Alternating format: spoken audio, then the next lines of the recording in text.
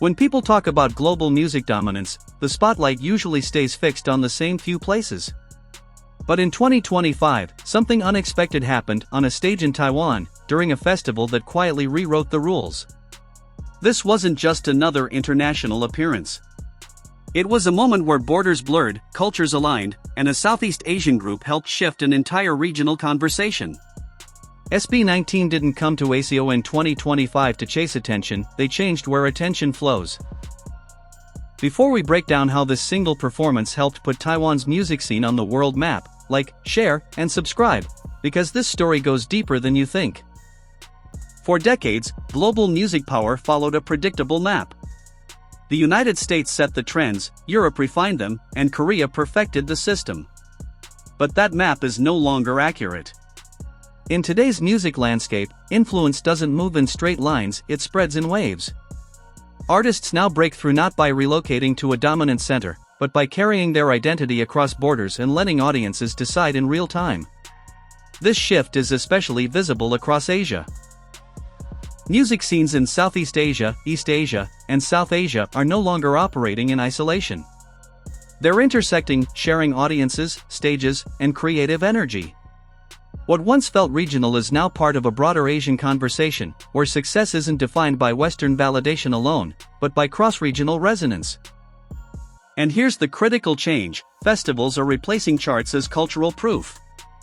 Streaming numbers show popularity, but festivals show acceptance. Charts can be influenced by algorithms and fan coordination. A festival stage, however, is unforgiving. You stand in front of a mixed crowd, many who didn't come for you, and earn their attention in real time. That's where credibility is tested. This is why ACON 2025 matters. It wasn't a random highlight or a lucky booking. It was a visible sign of a larger movement already underway, one where Asian artists shape each other's scenes directly. What happened in Taiwan wasn't an exception. It was evidence that the center of gravity is shifting. At first glance, ACON 2025 might look like just another large-scale music festival. But in reality, it functioned as something much more important: a cultural intersection point. ACON isn't built around dominance or hierarchy. It doesn't exist to crown a single scene as superior. Instead, it creates a space where different music cultures coexist on equal ground. This is what separates a true crossroads from a showcase. In a showcase, artists perform at an audience. At ACON, artists perform with a shared audience, one that belongs to no single scene. That changes everything. Shared stages force comparison, but they also invite understanding. They allow audiences to feel how different sounds, languages, and performance philosophies interact naturally, without being forced into competition. This is the difference between cultural export and cultural exchange. Export says, here's our sound, accept it. Exchange says, here's who we are, let's meet in the middle. ACON is firmly built on the second idea. Taiwan plays a crucial role in this. Its music scene is respected, confident, and not dependent on outside validation. That makes it a neutral creative hub, open, but not easily swayed. Hosting ACON 2025 in Taiwan gave the festival credibility and balance. It became a place where influence flowed in multiple directions, not just outward. And that's exactly why what happened there carried global weight. Long before ACON 2025 arrived, Taiwan already held a quiet but powerful position in Asia's music landscape. This is the birthplace and longtime stronghold of mandopop, a genre built not just on melody, but on storytelling. Taiwanese music has always prioritized emotional clarity, lyrical depth, and narrative honesty. Songs aren't just performed, they're meant to be felt. That tradition shaped audiences who listen closely, not casually. Beyond the mainstream, Taiwan's indie and alternative scenes are deeply respected across Asia. Independent artists here are known for experimentation, poetic songwriting, and authenticity over trend chasing. Live houses, festivals, and small venues have nurtured musicians who value craft more than virality. This has created a listening culture that doesn't immediately follow hype, it evaluates it. That's why Taiwanese audiences are often described as discerning. They don't respond loudly just because something is popular elsewhere. They respond when they sense intention, skill, and sincerity. Flashy visuals might grab attention for a moment, but they don't build lasting respect here. This context matters. Because performing well in Taiwan isn't just about entertainment, it's about credibility. Winning over this audience signals something deeper than fan growth. It means your artistry holds up when stripped of novelty. So when international acts step onto a Taiwanese stage, they're not just sharing music, they're stepping into a space where quality quietly decides what stays and what fades. When SB19 was announced as part of the ACON 2025 lineup, it didn't feel like a routine addition. It felt intentional. SB19 stood out not because they represented a trend, but because they represented a different kind of momentum, one built on discipline, performance credibility, and identity-driven artistry. For many Taiwanese festival-goers, this wasn't a moment of familiarity. It was a moment of curiosity. Some had seen clips online, others had heard the name in passing, but few had experienced SB19 live in a large-scale setting. And that distinction matters. Algorithm discovery is passive. A live performance is confrontational. It asks the artist to prove themselves without filters, edits, or controlled framing. This is where the stakes rise. A foreign major stage doesn't offer comfort. The crowd isn't there for you. Their attention is conditional. Every movement, vocal choice, and transition becomes part of an unspoken evaluation. There's no safety net of fandom loyalty to rely on. That's why SB19's presence carried weight. Their inclusion wasn't about filling a slot, it was about testing whether their artistry could translate beyond borders, cultures, and expectations. ACON 2025 wasn't just exposure. It was a proving ground. And the outcome of that first impression would determine whether SB19 was seen as a visiting act or a legitimate participant in Asia's evolving music conversation. When SB19 stepped onto the ACON 2025 stage, they didn't arrive trying to blend in. They arrived knowing exactly who they were. In a space filled with diverse sounds and styles, SB19 made a deliberate choice: carry their Filipino identity fully, without dilution. No forced language switches. No reshaping their sound to mirror what was already popular in the region. What they presented was honest, grounded, and unmistakably theirs. This wasn't about resistance. It was about confidence. SB19 understands that identity isn't a barrier, it's an anchor. Their music, movement, and presence reflected years of discipline and preparation. Nothing felt rushed or improvised. You could sense the hours behind every detail, the kind of work that doesn't demand attention but earns it quietly. What made this approach powerful was its restraint. They didn't oversell themselves. They didn't rely on exaggerated expressions or flashy gestures to communicate impact. Instead, they trusted their craft. That trust translated into calm control. On stage, a kind of composure that reads as professionalism across any culture. And that's why authenticity travels better than adaptation. Audiences may not understand every lyric or reference, but they understand conviction. They recognize when an artist is performing from a place of truth. SB19 didn't ask the room to adjust to them. They invited the room to meet them as they are, and that invitation was accepted.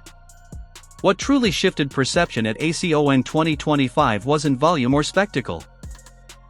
It was precision. SB19's performance didn't rely on oversized props, dramatic pauses, or visual overload. Instead, it was built on control. Every movement had purpose. Every formation told part of the story. Nothing existed just to fill space. Vocals weren't treated as background support for choreography. They were integrated into it. The balance between movement and sound felt intentional, showing a group trained to perform as a unit rather than as individuals competing for attention. Synchronization wasn't just about timing, it was about cohesion. The group moved like one body, one rhythm, one narrative. Transitions played a crucial role. Songs didn't feel segmented or disconnected. The flow from one moment to the next was smooth, keeping the audience engaged without breaking momentum. That pacing created a sense of completeness, as if the set was designed as a single experience rather than a collection of highlights. This is why the performance felt full without being crowded. Nothing was excessive. Nothing felt missing. By the end, the impression left wasn't just that SB19 performed well, it was that they belonged on that stage. And in a live festival setting, that realization is immediate. Once it clicks, it's impossible to ignore. There's a specific moment in live music when energy shifts. It's subtle, almost quiet, but unmistakable. At ACON 2025, that moment arrived not with a roar, but with recognition. The audience didn't react as if they were witnessing something shocking or unexpected. They reacted as if something suddenly made sense. What began as curiosity turned into attention. Attention turned into focus. And focus turned into respect. You could feel it in the way the crowd leaned in rather than shouted over the music. This wasn't surprise-driven hype. It was acknowledgement. The kind that comes when a performance meets a listener exactly where they are. SB19 didn't perform like visiting acts hoping to be welcomed. They moved like equals artists who understood the weight of the stage and the intelligence of the audience in front of them. There was no hesitation, no over-explaining, no attempt to soften their presence. They claimed the space naturally, and the audience responded in kind. For many Taiwanese fans, this was a reframing moment. P-pop was no longer something abstract, online, or adjacent to other Asian scenes. It became tangible. Real. Fully formed. SB19 didn't introduce a genre, they embodied it. And once that realization landed, the conversation shifted. This wasn't about where they came from anymore. It was about where they stood. When the lights went down and the crowd dispersed, the impact didn't fade, it migrated. Online spaces in Taiwan began to fill with discussion, not in the form of viral screams or exaggerated praise, but analysis. Clips were shared with context. Performances were replayed with commentary. People weren't just saying SB19 was good. They were explaining why. That distinction matters. Fan hype is loud but temporary. Analysis is how something enters cultural memory. Viewers talked about control, cohesion, and professionalism. They compared performance structure, stage presence, and delivery. SB19 was no longer framed as a new discovery, they were framed as artists operating at a high level. This shift marked a critical transition. When a group starts being discussed as peers rather than prospects, adoption begins. Curiosity evolves into familiarity. Familiarity evolves into respect. And respect is what sustains longevity across borders. What happened online after ACON 2025 wasn't about trends, it was about positioning. SB19 became part of Taiwan's broader music conversation, not as outsiders passing through, but as contributors worth paying attention to. And once the door opens, it rarely closes. Because when a scene begins to analyze you, it has already decided you belong. One of the most important outcomes of ACON 2025 was what didn't happen. Taiwan's music scene wasn't drowned out. It wasn't sidelined. It wasn't overshadowed. Instead, it expanded.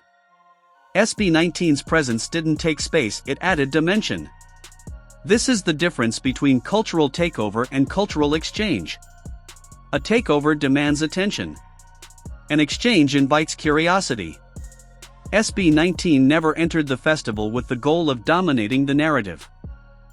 They moved with awareness, understanding they were guests in a scene with its own history, pride, and audience. That respect was felt and returned. Rather than pulling focus away from local acts, their performance sparked broader listening habits. Taiwanese fans who came for domestic artists left talking about Southeast Asian music as a whole. Questions followed. Where did this sound come from? What else exists beyond familiar borders? That curiosity is how scenes grow. Not by replacing one voice with another, but by letting them coexist. The impact reached artists and creators as well. ACON 2025 showed that collaboration across regions doesn't dilute identity, it sharpens it. When scenes interact, they don't lose definition. They gain contrast. Taiwan's music remained distinctly Taiwanese, but now in conversation with something larger. SB19 didn't arrive to change the culture. They arrived to connect with it. And in doing so, they helped widen the lens through which that culture is seen. ACON 2025 showed us where Asian music is heading, and this is only the beginning. If you want more stories that go deeper than surface-level reactions, like this video, share it, and subscribe to the channel. Tell me in the comments, what do you think SB19's next global move should be?